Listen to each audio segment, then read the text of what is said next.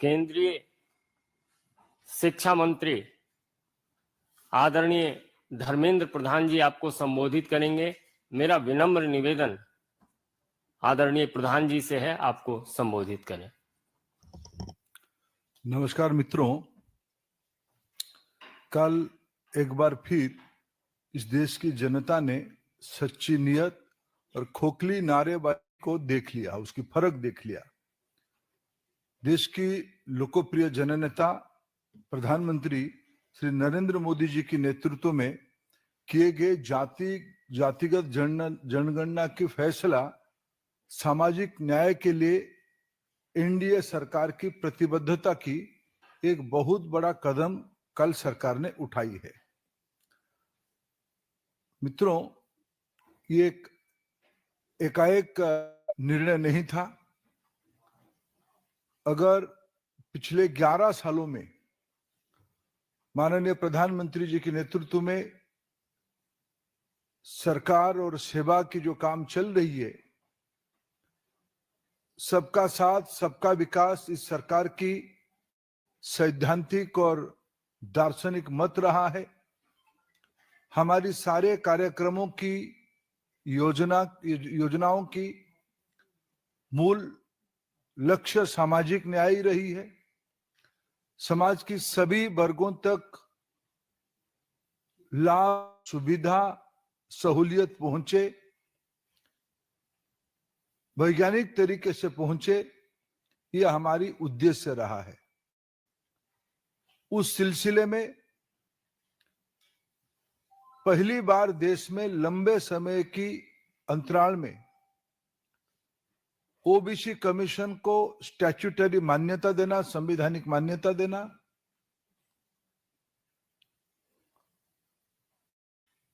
इतने बड़े संख्या में वंचित वर्गों की प्रतिनिधित्व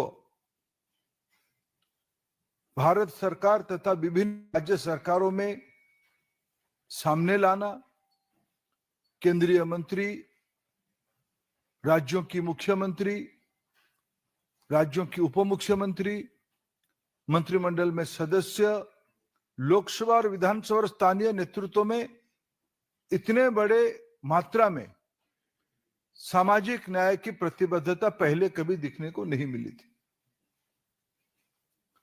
स्वयं प्रधानमंत्री जी उसकी अगुवाई करते थे और आज कल बीते कल की जो निर्णय रहा, देश में आजादी के उपरांत पहला जनगणना से लेके अभी तक, यानी आजादी के उपरांत, उससे हटके, उससे परे जाके आने वाले जनगणना में 2021 में जनगणना होनी थी, लेकिन कोविड के प्रकोप में उसको अभी स्थगित रखा गया था। लेकिन आने वाले जनगणना में पहली बार जातिगत जनगणना को एक सैद्धांतिक पॉलिसी डिसीजन लिया गया है कल की राजनीतिक विषय की कैबिनेट समिति में, जिसकी संकेत देश के गृह मंत्री लगभग आज से लगभग 1 साल पहले सूचित किया था। यह दर्शाती है भारत की वंचित वर्गों को अपने अधिकार देने के लिए, अपने हक देने के लिए प्रधानमंत्री नरेंद्र मोदी जी के नेतृत्व वाला एनडीए सरकार कमिट प्रतिबद्ध है। स्कीम्स को बनाने के लिए, आर्थिक निर्णय करने के लिए। पिछले 11 सालों में जो अनुभव आया, उस अनुभव से आगे उसको और क्लैरिटी के साथ करने के लिए इस ऐतिहासिक निर्णय को किया है। आज जिस प्रकार से देश की सभी वर्गों से, दलगत राजनीति से ऊपर उठ के लगभग सभी लोग, एक आधे को छोड़ के, जिस प्रकार से इस फैसला का स्वागत किया है, समाज ने उसको जिस प्रकार से स्वीकृति दिया है, एक बार माननीय प्रधानमंत्री जी की दूरदृष्टिता के लिए उनको आभार प्रकट करता हूं। देश की ओर से, सरकार की ओर से भी और पार्टी की ओर से मैं उनको धन्यवाद देता हूं। कि इस ऐतिहासिक कदम के लिए। मित्रों, कल जब ये निर्णय हुआ, कुछ लोग बुखलाए गए हैं। कहते हैं सरकार उनकी है, सिस्टम हमारी है। मैं जब बात आ ही गई तो थोड़ा पूरी बात खुल के चर्चा करनी ही चाहिए, देश उसको, उस सच्चाई को जाननी ही चाहिए। 51 में सरकार किसकी थी, सिस्टम किसकी थी? 31 में 1931 में आखिरी जातिगत जनगणना हुई थी। 41 में देश आजाद नहीं हुआ था, उस हुकूमत ने उसको नहीं किया। लेकिन 51 में सिस्टम और सरकार किसके हाथ में थी? स्वर्गीय पंडित जवाहरलाल नेहरू जी ने कि मत ये जग जाहिर था। अगर बाबा साहेब और बापू ना होते, सामाजिक संवेदनता का कोई विषय नहीं होता, उनकी संविधान सभा की परामर्श नहीं होता, तब देश में आज आरक्षण नहीं होता। क्यों? पहला प्रधानमंत्री पंडित नेहरू जी जातिगत आरक्षण की कट्टर विरोधी थे। ये विरोध केवल बयानों में सीमित नहीं था। उन्होंने उन दिनों में राज्यों के मुख्यमंत्री को पत्र लिख के कहा था, गुणवत्ता घट जाएगी अगर जाति आधारित अवसर मिलेगा। सिस्टम किसके हाथ में था? काका कालेलकर कमेटी की रिपोर्ट को लंबे समय तक या बिल्कुल सामने नहीं ले आने का निर्णय किसने किया था? तब भी जो फास्ट फैमिली आज घमंड से भरा हुआ अहंकार की बात कहता है, उन्हीं के हाथ में सिस्टम था। उनकी दादी तब की प्रधानमंत्री या इंदिरा गांधी जी के हाथ में कमान थी। जनता पार्टी सरकार ने 77 में मंडल कमीशन बिठाई, फिर एक बार सामाजिक न्याय को पटरी पे लाने के लिए। तब भी संघ भारतीय जनता पार्टी के पूर्व रूप की हिस्सेदारी जनता पार्टी में था। हमारे नेता अटल बिहारी वाजपेयी जी, श्री लाल कृष्ण आडवाणी जी तब भी उस सरकार के हिस्सा थे। उस मंडल कमीशन की रिपोर्ट को 10 साल तक काल कोठरी में बंद रखने का काम किसने किया? सिस्टम किसके हाथ में था? सरकार किसकी थी? कांग्रेस पार्टी की थी। जब बीपी सिंह जी के नेतृत्व की सरकार मंडल कमीशन को लागू किया, तब भी भारतीय जनता पार्टी उस सरकार की समर्थक रही। हमारी समर्थन से सरकार बनी थी, हमारी सुझाव से मंडल कमीशन लागू हुआ। और ये देश भूला नहीं है। मैं आप सभी को अनुरोध करूंगा, आप सभी के आर्काइव्स में जाके एक बार देख ले, उस समय की प्रधानमंत्री श्री राजीव गांधी जी की, पूर्व प्रधानमंत्री नेता प्रतिपक्ष श्री राजीव गांधी जी की क्या बयान था। लंबे समय पानी पी पी के उन्होंने ओबीसी रिजर्वेशन के खिलाफ भाषण दिए हैं। सिस्टम किसके हाथ में था तब? प्रधानमंत्री नरेंद्र मोदी एक सामान्य वंचित परिवार से, पिछड़े परिवार से आते हैं। कांग्रेस पार्टी की ऊपर से नीचे तक इतनी कुंठा है उनके नेतृत्व के प्रति, यानी देश की जनता ने उनको 3 बार जिताने के उपरांत, आशीर्वाद करने के उपरांत क्या शब्द लगाया जाता है? ये पाखंड और घमंड की ही परिचय है। और उनके साथ उनकी हां में हां मिलाने के लिए कुछ लोग कहते हैं कि हमने भी सोचा था, हमने पानी पिलाएंगे आगे भी। जिनकी सामाजिक न्याय अपने परिवार न्याय तक सीमित है, उनसे और हम क्या अपेक्षा करेंगे? मित्रों, कांग्रेस पार्टी सदैव देश की वंचित वर्ग, देश की आदिवासी, देश की दलित, देश की पिछड़ों के खिलाफ रही है। इसीलिए उनकी खोखलापन आज ध्यान में आ रही है। जब सत्ता में लंबे समय तक वो सत्ता में रहे, राज्यों में सत्ता में रहे, वो कहते हैं कि हमने कुछ राज्यों में सर्वेक्षण किया, जिनको मूलगत अभ्यास नहीं है, मूलगत जानकारी नहीं है, सेंसस क्या होता है, सर्वे क्या होता है। 2010 में उन्होंने निर्णय किया कि एक मंत्री समूह बनेगी और जातिगत जनगणना को 2011 की जनगणना में पाठ किया जाएगा। क्यों पीछे हट गए? जातिगत सर्वे आई, SCCC आई, क्या उसमें जाति रिफ्लेक्ट था? ये किसकी या किसको याद दिलाते हैं? जब भारत की अंदर सामाजिक न्याय एक प्रतिबद्ध विषय बन चुकी है, जब उसके ऊपर एक जन जागृति हो चुकी है, जिन्होंने बाबा साहेब जी को अपने लंबे समय के शासन के बाद भी भारत रत्न नहीं दिया था, वो आज सामाजिक न्याय की बड़ी बड़ी बात कहते हैं। आखिर 1990 में जब बीजेपी समर्थित सरकार बनी, वीपी सिंह जी की सरकार बनी, तब जाके बाबा साहेब को भारत रत्न की स्वीकृति मिली। ये लोग खोखले लोग हैं, पाखंड लोग हैं, घमंडी लोग हैं। और मैं इतना ही कहूंगा, क्या एक बुक की कवर पेज बदल देने से बुक की कंटेंट नहीं बदलती। फास्ट फैमिली की चरित्र रहा है, देश की सामान्य लोगों की अधिकार बढ़े, पिछड़ों के अधिकार बढ़े, वंचितों के अधिकार बढ़े,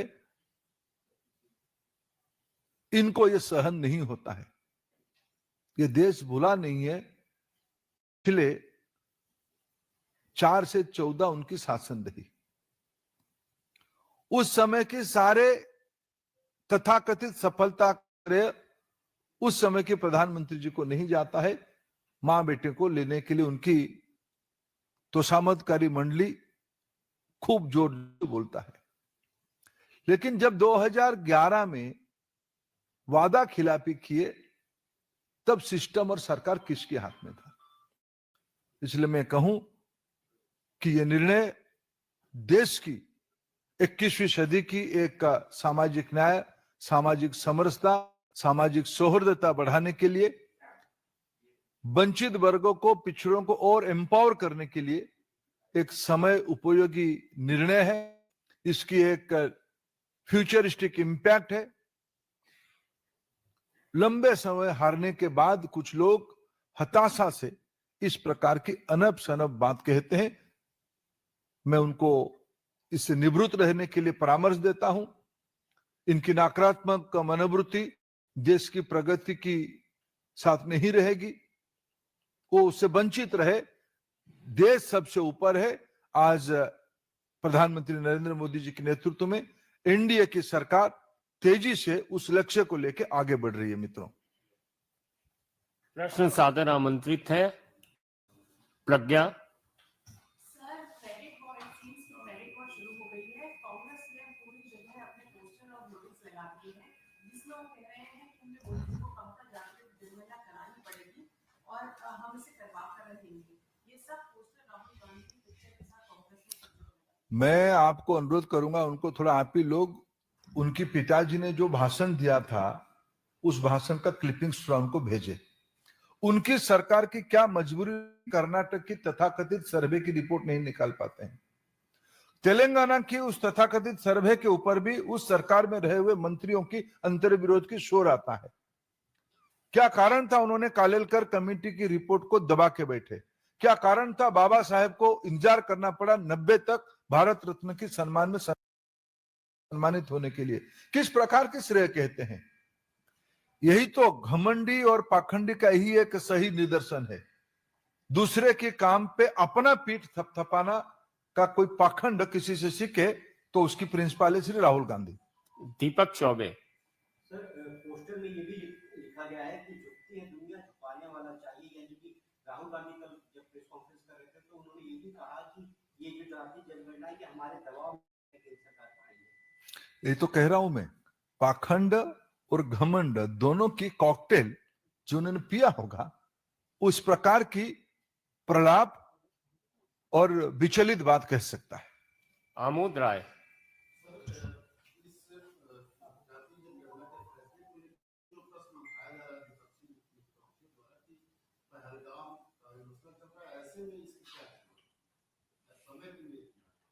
देखिए, तो हमारी सारे कामों को प्रश्न चिन्ह खड़ा करता है। जब देश से पूरा माननीय प्रधानमंत्री जी और देश की पूरा इमोशन एकजुट है, तब भी उसमें काल भी उन्होंने कुछ प्रश्न अभी क्यों नहीं, तुरंत क्यों नहीं है? उनके शासन पीढ़ी दर पीढ़ी लंबे समय के देश ने देखा है। उन्होंने इस प्रकार की परिस्थिति में कैसे किया था, सब आप ही लोगों ने कवर भी किया है। ये दिवालियापन की लक्षण है। नीरज पांडे, जी न्यूज। सरकार ने कहा कि जातीय आरक्षण किया जाएगा, लेकिन कर्नाटक की सरकार ने धर्म आधारित आरक्षण कैबिनेट से पास किया। तो इस आर्डर के बाद क्या वो निर्णय उसको किस तरह से लिया? देखिए, मैं इसको कहता हूं सेंसस कराने का अधिकार केवल संविधान ने भारत सरकार को अधिकार दिया है। यह सर्वे नहीं है, यह सेंसस है।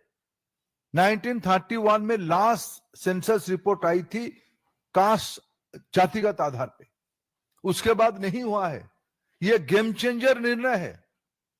आने वाले दिनों में भारत की सामाजिक को और प्रगति मिलेगी, गति मिलेगी, मजबूती होगी। पिछले 11 साल में जो कल्याणकारी योजनाएं हमने चलाई, आखिर उसकी लाभार्थी कौन बने? हमने कोई धर्म नहीं देखा। मैं उस विषय को आज याद दिलाना नहीं चाहता हूं।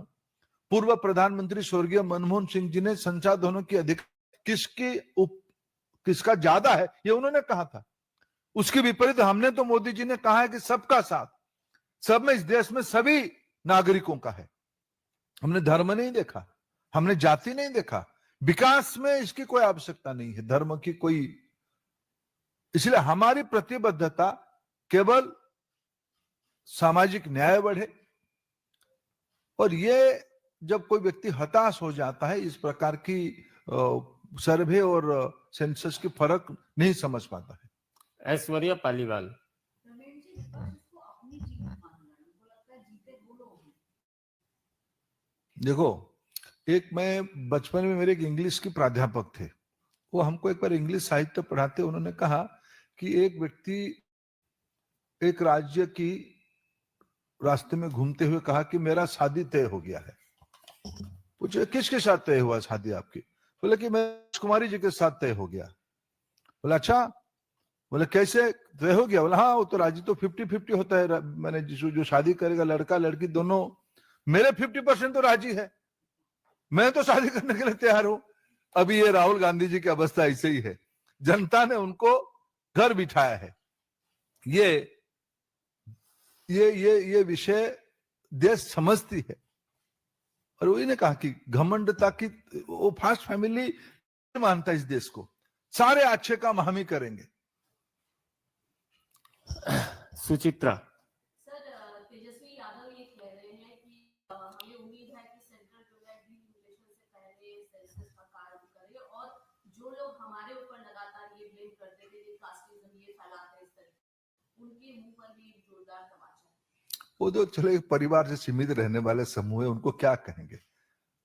पिताजी, माताजी, भाई, बहन, दामाद, उस कुनबे में जो घिरा हुआ, उनके एक बिरादर में जो घिरा हुआ लोग हैं, जो आत्मीयता की और परिधि को अपने परिवार में ही सीमित रखें, वो थोड़ा नसीहत देना कम करे, पढ़ाई वढ़ाई थोड़ा अच्छा करे।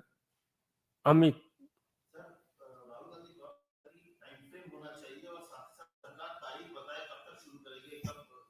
अच्छा, जिन्होंने काका कालेलकर कमेटी को दबाया, मंडल कमीशन की रिपोर्ट को दबाया, जिन्होंने सामाजिक न्याय के ऊपर ओपन स्टैंड लिया, वो हमें पूछते हैं टाइमलाइन क्या है। मैंने तो 11 साल के आपको ऊपर बताया। कर्पूरी ठाकुर जी को भारत रत्न देने का काम किसने किया? ओबीसी कमीशन को संवैधानिक मान्यता देने की काम किसने किया? हम कहते हैं, कहीं हम करते हैं। एक बात है फिर, एम्प्टी वेसल्स नॉइज मोर, खाली बर्तन ज्यादा आवाज करती है। ये खाली बर्तन वाले लोग हैं, एम्प्टी वेसल्स हैं, इसलिए ये सब इधर उधर की जब घेर गए हैं, मुद्दा नहीं बचा है। हमने पिछले 11 उनके पास दशकों तक शासन रही। प्रधानमंत्री नरेंद्र मोदी जी के नेतृत्व में 11 साल की शासन की सेवा की दायित्व मिली है। मैं इतना गिनाया। आज एक अच्छे, मेरे लिए एक भारत की पब्लिक पॉलिसी में एक अच्छा दिन है आज 1 मई। ठीक 10 साल पहले प्रधानमंत्री नरेंद्र मोदी देश की महिलाओं के लिए एक ऐतिहासिक निर्णय लिया था। प्रधानमंत्री उज्ज्वला योजना की शुरुआत आज ही के दिन बलिया से शुरू हुई थी। मैं भी उसमें गिलहरी काम किया था। हमने नहीं देखा था उज्ज्वला देते हुए, प्रधानमंत्री आवास देते हुए, सौभाग्य योजना देते हुए। अगर आप कोई भी विश्लेषकों की सर्वे को देखो, रिपोर्ट को देखो, उससे सबसे लाभार्थी समाज की वंचित वर्ग है। टाइमलाइन कौन किसको पूछता है? साम्यवादी लोग अहंकार से उतरना चाहिए। अंकित गुप्ता। सर, राहुल गांधी का लगातार जिक्र हो रहा है, उन्होंने ये तो कहा ही कि हमारे दबाव में ये फैसला लिया गया, लेकिन उन्होंने बाकी जो भी 50% का जो आरक्षण तय है, अब हम दबाव डालेंगे कि वो भी खत्म हो। और उसमें एक दूसरा सवाल है, सौरभ भारद्वाज कह रहे हैं कि लगता है बीजेपी जनता को बेवकूफ समझती है, इसी वजह से पाकिस्तान को होता इधर ले आए। ये जो अभी अभी दिल्ली में जिन्होंने धूल चटा है, चलो उनको कहिए थोड़ा गर्मी है, घूमे, थोड़ा विश्राम करे। अरे राहुल गांधी जी की बात को इतना गंभीरता से लेना नहीं चाहिए। मैं कहा ना, एम्प्टी वेसल्स नॉइज मोर। विचार नहीं है, सर्वे और सेंसस की फर्क जानकारी नहीं है, देश के इतिहास के बारे में जानकारी नहीं। ये कौन सी पाखंड है? 90 में पिताजी का भाषण आप ही पढ़ो। आप जयराम रमेश जी को आज पूछो थोड़ा कि थोड़ा आपको कॉपी लाके दे, नहीं तो आपकी कोई सलाहकार उनको आपका वीडियो सुनाए। थोड़ा वो आप पंडित नेहरू जी की चिट्ठियों को थोड़ा पढ़ो। थोड़ा भी नैतिकता आप में है तो आपको आत्मसमीक्षा करनी चाहिए, आत्मविश्लेषण करनी चाहिए। देश के सामने, वंचितों के सामने, पिछड़ों के सामने माफी मांगनी चाहिए। विकास चंद्रा। सर, मेरा सवाल आपसे कई सवाल पूछे गए हैं, लेकिन ये करते हुए कोशिश की जा रही है कि बीजेपी की नीति में कभी रहा नहीं जाती जनगणना, हम लोगों के दबाव में है। ओबीसी कमीशन को संवैधानिक मान्यता देना किसकी एजेंडा में था? इतने बड़े मात्रा में वंचित वर्गों को कैबिनेट में जगह देने की काम किसने किया? कई राज्यों की नेतृत्व को उभारने का काम किसने किया? सरकारी योजना में सबसे ज्यादा हक किसी को नीचा दिखाना है क्या? सिंबलिज्म से जिन लोगों ने सामाजिक न्याय की ढिंडोरा यूपी बिहार में पीटते हैं परिवार वाले, उनकी सामाजिक न्याय किसके लिए है? अपने खानदान के लिए है ना। पिताजी, चाचा, भाई, भतीजा, बहू, बेटियां, यही तो है। ये लोग हमको प्रश्न उठाते हैं और जिनको समझ ही नहीं है भारत की सामाजिक ताना बाना, किसी के पढ़ते हैं, इनको क्या समझ है देश के बारे में? Sir, Congress President Mallikarjun Kharge has also stated that implementing this caste-based census, all the political parties should be included while making certain policy, and the party should be rotated. Also, he has said that Telangana model that has like that should be implemented. Why Honorable Kharge is forgetting about to mention Karnataka model? He is a very part and parcel of Karnataka. Why he is forgetting to mention the Karnataka model? Why he is not pursuing Mr. Siddaramaiah to make it more objective? Parliament is there. All this discussion, all this issue will be discussed in the Parliament. He is a member of the Rajya Sabha. He is the leader of the opposition in the Rajya Sabha. His colleague, the great feudalist Rahul Gandhi, is a leader of the opposition in the Rajya Sabha, Lok Sabha. Let them discuss. We are ready to, we are open. It's nothing new. These are interconnected issues. You see, all of our decision is linked to each other. We never do things in the knee-jerk or in a reactionary way. Our commitment to social justice, we don't have to take certificate from Congress party, from family parties from UP and Bihar, from some southern states like Tamil. People of India very much know Prime Minister Narendra Modi's India government is totally committed to cause of social justice. कोमल।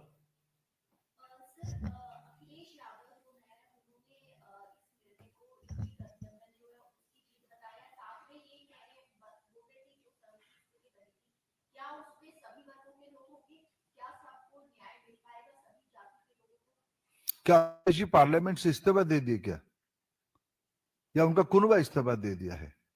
ये सारा विषय उनके अधिकार है। राजनीति में, parliament में सारा विषय को चर्चा संबंधित विभाग है। क्या सेंसस बनाने में कि पॉलिटिकल कमेटी बनती है क्या?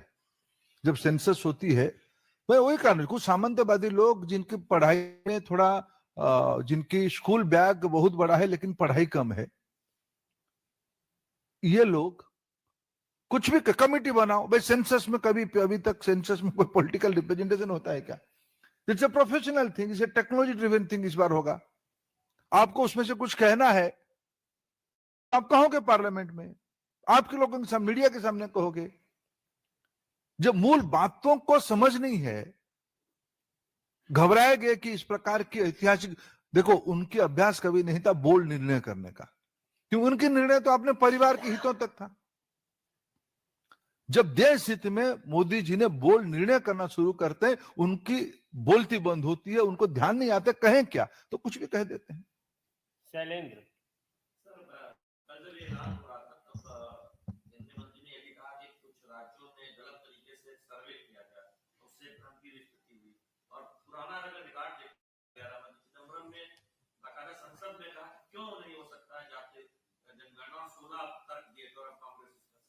देखो कल अश्विनी जी के बयान भी मैं कहा, तो उन्होंने कहा कुछ राज्यों ने कुछ सर्वे किया है। गलत सही उन्होंने नहीं कहा, सर्वे किया है, सर्वे किया है। हाँ ठीक है ना। जिन्होंने मैंने पूछा ना कर्नाटक के बारे में, कहाँ है आपकी सर्वे, से क्या है सर्वे? क्या आप ही की पार्टी के अंदर बगावत है? कर्नाटक में कांग्रेस पार्टी के अंदर घोर बगावत है कि वो सर्वे गलत है। कुछ विशेष वर्गों को बढ़ाने के लिए, मदद करने के लिए, उनको ज्यादा अधिकार देने के लिए ये योजना की गई है। तेलंगाना के मॉडल को भी जो लोग ढिंडोरा पीटते हैं कांग्रेस वाले, उसमें भी उस पार्टी के लोगों की आपत्ति है। बिहार में एनडीए सरकार ने जातिगत जनगणना के आधार पे पहली बार अति पिछड़ों को आरक्षण दिया। एक मॉडल हमने दिखाया एनडीए ने। कर्पूरी ठाकुर जी जब 60s में नेतृत्व किए, तब भी जनसंघ उनके साथ था। ये जो लोग कहते हैं ना कि भाई आपका स्टैंड नहीं था, 60s में जब कर्पूरी ठाकुर जी की 67 में सरकार बनी, तब भी जनसंघ उनके साथ था, इसीलिए सामाजिक न्याय की विषय आई है। आज भी हम एनडीए में, बिहार में नीतीश कुमार जी की सरकार में ये निर्णय हम कर पा रहे हैं। हमने कर्पूरी ठाकुर जी को भारत रत्न दिया, सामाजिक न्याय के लिए एक बहुत बड़ी मैसेजिंग था। अंतिम प्रश्न कमलेश जी का।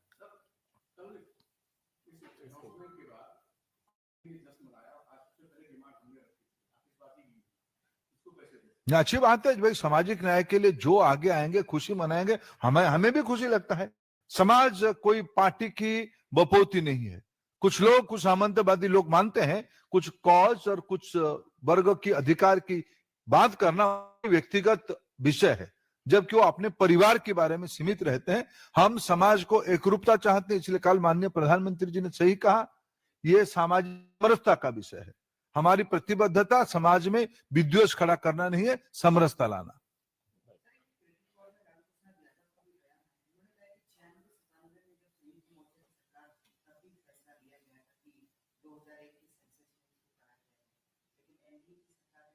तो 2011 में करवाए।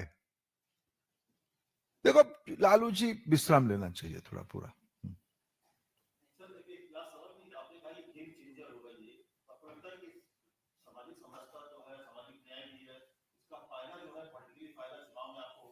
ना मैं उसको बिल्कुल राजनीतिक मुद्दा नहीं मानता हूं। जब मैंने कहा ना, आज उज्ज्वला को याद करके मैंने कहा, हमने घर पहुंचाया, ये राजनीतिक मुद्दा नहीं था।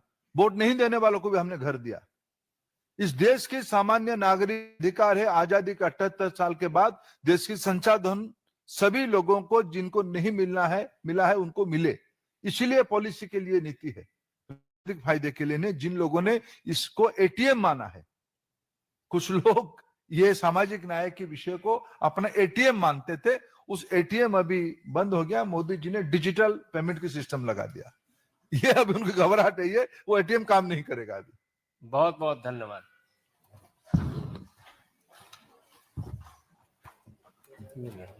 अच्छा आप